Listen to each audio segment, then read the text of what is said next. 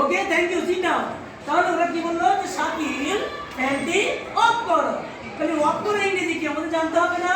বলো turn off. Turn off TURN turn O double F off turn off. তাহলে ফ্যানটা off করে কি হবে? Turn off the fan. Turn off the fan. ফ্যানটি অফ করো। টার্ন অন চালু করো। বলো turn on the fan. Turn on the fan. Turn on the fan. তাহলে অফ করা হলে টার্ন অফ আর অন করা হলে turn on. Turn on. Understand? So এইভাবে কিন্তু বিভিন্ন ক্ষেত্রে ইংরেজি জানার মানসিকতা তোমাকে তৈরি করতে হবে যে ফ্যান অফ করা মানে কি, অন করা মানে কি, ঠিক আছে? অথবা সুইচ লেখা থাকে না এর উপরে, দেখবা ওই সুইচের উপরে সুইচ লেখা থাকে কিন্তু WSWITCH। বলো switch on. Switch on. SWITCH।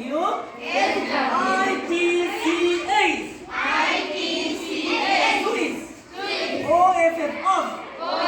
Switch off মানে বন্ধ করা না চালু করা? বন্ধ করা। আর switch on ON on. Switch on মানে চালু করা। তাহলে ফ্যানটি চালু করো। Switch on the fan. Switch on the fan. ফ্যানটি বন্ধ করো। Switch off the fan. Television বন্ধ করো মুসলিমা। Television thank you. তুমি বলো রেডিও বন্ধ করো। Switch off the radio. Switch off the radio. Stand up. তাহলে কি বলবো? ল্যাপটপটি বন্ধ করো। সুইচ অফ দ্য যদি বলি যে লাইনটা বন্ধ করো switch off the power. Switch off the power. Thank you sit down.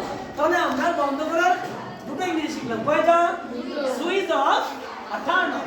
Switch off turn off. আর চালু করা switch on turn off. Switch on turn of.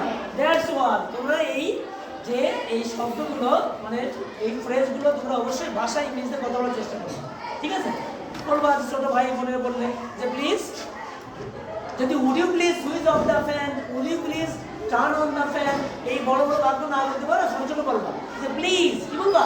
Please switch off the fan. Please switch on the fan. পারবা তো? বলো ইনশাআল্লাহ। Thank you. হ্যাঁ